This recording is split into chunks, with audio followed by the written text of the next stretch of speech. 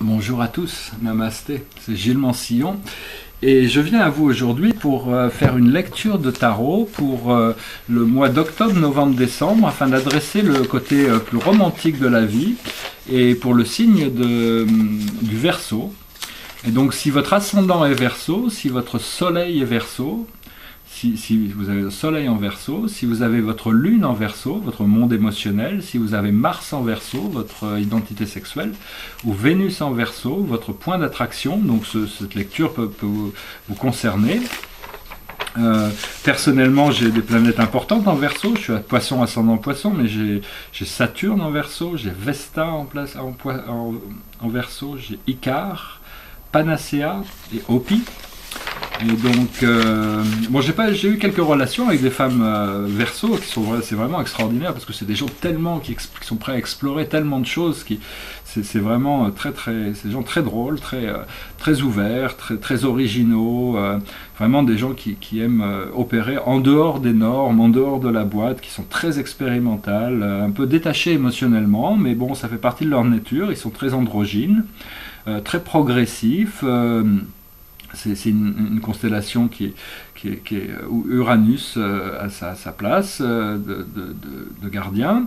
Et donc c'est aussi des gens qui, bon, a priori ça dépend aussi de toutes les autres influences astrologiques, mais en général les gens qui sont de la constellation du Verseau peuvent arriver à avoir des intérêts dans la sexualité qui pourraient paraître complètement délirants pour beaucoup d'autres signes, comme participer à de la pornographie ou du groupe sexe ou du cybersexe, enfin des choses qui sont pas dans la norme normale, mais pour un Verseau, c'est que ça fait partie de l'exploration, enfin si ça fait partie, mais peut-être pas complètement, mais enfin, c'est des choses qui sont complètement intégrées dans cette exploration de l'universel.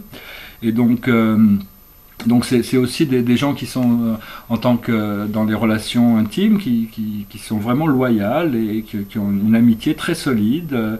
C'est des gens qui sont un peu détachés, mais bon, c'est un signe très très progressif et donc c'est un signe fixe d'air. C'est vraiment, nous sommes passés dans l'âge du Verseau, donc c'est vraiment maintenant, c'est l'ouverture vers des choses extraordinaires qui se préparent pour toute l'humanité qui arrive. Et donc on est tous connectés à toutes les constellations en réalité. C'est juste que bon, on a tous des connexions un peu partout, mais on a été imprimé d'une certaine manière quand on est né, et donc ces empreintes astrologiques nous conditionnent notre réponse et notre perception des choses. C'est une sorte de filtre qui nous permettent de percevoir les choses comme ça, quoi, hein. Donc tout a une raison d'être, hein. Donc voilà. Alors bon, la situation pour vous en tant que romantiquement parlant, c'est vraiment attirer la relation idéale, c'est la relation gracieuse, élégante, sublime. C'est vraiment le potentiel de trouver mais c'est avant tout à l'intérieur de vous qu'il faut créer cette énergie pour attirer la bonne personne. Donc c'est le roi de coupe, hein, c'est assez élégant, c'est le tarot vénitien, c'est un peu érotico-romantique, tarot de Casanova. Moi je pensais que c'était approprié pour cette lecture. Autour de la situation, il y a la reine d'épée. Alors la reine d'épée, c'est vraiment ceux qui portent les masques.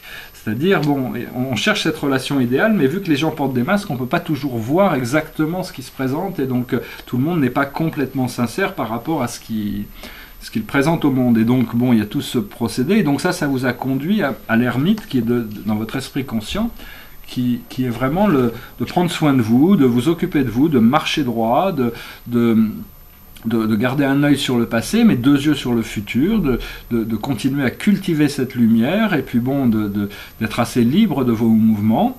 Dans le passé, vous avez réussi à patienter pour arriver à voir comment les choses se développaient.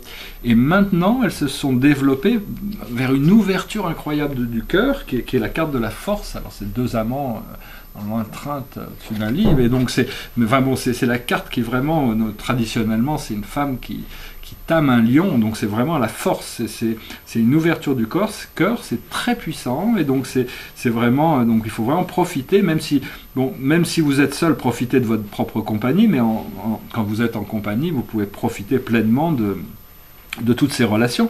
Et donc ce qui arrive juste au coin de la rue, dans le futur immédiat, c'est une victoire. Alors bon, c'est une victoire, la victoire c'est le 6 de bâton, c'est traditionnellement, bon, ici c'est un petit peu romantique aussi, un peu érotique aussi, mais le 6 de bâton, c'est vraiment, ça représente la victoire. Alors la victoire, qu'est-ce que ça veut dire? C'est l'intimité, c'est le 3 de coupe. L'intimité, c'est arriver c'est quelque chose de naturel, mais c'est quelque chose qu'on a à l'intérieur et qu'on peut partager avec les gens qui partagent ces mêmes vibrations. On ne peut pas le forcer, on ne peut pas le trouver partout, mais quand on l'a, on peut en profiter. Donc c'est ça qui arrive, c'est des nouveaux niveaux d'intimité, de nouveaux partages.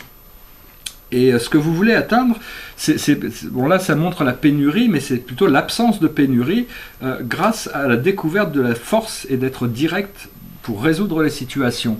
Et ce qui vous aide à arriver à cette victoire, c'est la clarté d'esprit, la clarté qui vous permet, c'est comme une épée qui peut trancher à l'intérieur de vous ou à l'intérieur des autres, une épée de lumière qui vous permet de voir clair dans les choses. Alors ce que vous êtes dans cette situation, c'est vous êtes le page de bâton. Alors le page de bâton, lui c'est symbolique de celui qui s'est débarrassé de toutes ses anciennes peurs. Il peut danser dans des flammes, mais ça ne le brûle pas, parce qu'il n'a plus peur. Et donc ça lui donne une liberté extraordinaire. Ce qu'il y a, c'est que le monde qui entoure actuellement, qui vous entoure, c'est le 4 de coupe. Et le 4 de coupe, traditionnellement, c'est la lune en cancer. Bon, alors il y a des moments où ça peut devenir un peu... ça peut déborder, les coupes, mais c'est souvent associé à l'ennui. C'est-à-dire, c'est pas très excitant. C'est-à-dire que le monde ne vous reflète pas encore. C'est peut-être dû au fait qu'il y a l'ermite qui est là. Et donc, pour le moment, c'est pas encore hyper excitant, mais il y a des choses qui arrivent. Au plus vous vous libérez, au plus il y a cette roue de la fortune qui est ici représentée par une tour, mais c'est la carte de la roue de la fortune, la carte du miracle, la carte où tout est possible et avec des opportunités incroyables qui vont se présenter. Mais vous connaissez déjà la patience, donc bon, ça va pas très très loin, c'est vraiment pas loin, donc il faut être prêt pour ça. Alors dans vos émotions internes, les peurs et les espoirs, il y a cette carte qui est magnifique, qui dans le tarot, c'est une carte incroyable. Bon, il y a des gens qui ne connaissent pas le tarot, qui peuvent avoir peur de cette carte, qui s'appelle la mort. Mais dans le tarot, la carte de la mort, ici, elle est assez sexy. Mais dans le tarot, la carte de la mort, ça veut dire qu'il y a des changements qui arrivent où il n'y a pas besoin d'efforts. C'est-à-dire les changements se passent naturellement sans avoir besoin de produire d'efforts. Et donc ça, vous avez déjà compris ça. C'est-à-dire que vous laissez les transformations arriver sans avoir besoin de lutter ou de quoi que ce soit. Et la clé de tout ça, c'est la reine de coupe. Et la reine de coupe, c'est votre habilité à exprimer vos émotions. Au plus vous pouvez exprimer vos émotions, au plus vous trouvez à révéler une beauté intérieure. Et bon, même si ces émotions ne sont pas réciproques, au moins vous êtes fixé, quoi. Donc il ne faut pas avoir peur d'exprimer vos émotions, parce qu'au plus vous pouvez les exprimer, au plus vous pouvez trouver d'ancrage et de réalité, parce que l'émotion c'est très très puissant, c'est ce qui manifeste la réalité. Si une pensée s'accroche à l'émotion, et l'émotion manifeste les choses. Donc il faut manifester avec il faut que ce soit des émotions positives, parce que bon, il n'y a pas grand chose de négatif, mais bon, donc c'est vraiment arriver à pouvoir trouver les bonnes connexions ou la bonne connexion pour pouvoir échanger à un niveau intime et partager ses émotions profondes. Voilà, donc tout ça va se développer pendant les 3 prochains mois. Bien qu'il y a déjà des opportunités, c'est déjà là, mais c'est pas encore complètement réalisé, mais c'est déjà là. Hein, c'est pas quelque chose qui est loin dans le futur. Si vous cherchez vraiment une relation, vous allez la trouver, mais il faudra que vous soyez disponible émotionnellement pour pouvoir exprimer vos émotions, pour pouvoir ancrer la relation, établir la confiance et la solidité de la connexion. Voilà, j'espère que cette lecture aura été intéressante pour vous. Si vous avez des commentaires ou des opinions ou quoi que ce soit sur ce que je viens de dire, je vous remercie de laisser un commentaire. Je suis toujours très heureux de votre participation. Et puis je vous souhaite une excellente journée, ces 3 mois qui arrivent vont continuer à développer ces nouvelles énergies qui se sont ancrées là avec le mois de septembre, et donc on va continuer à les intégrer.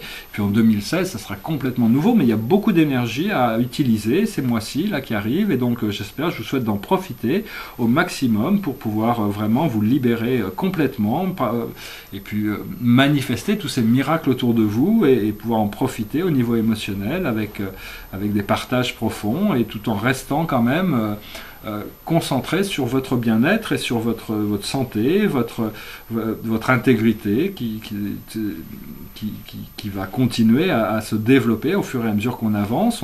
Le cœur continue de s'ouvrir et on peut profiter toujours de nouveaux niveaux de réalisation et de nouvelles expériences. Voilà, je vous remercie. Namasté.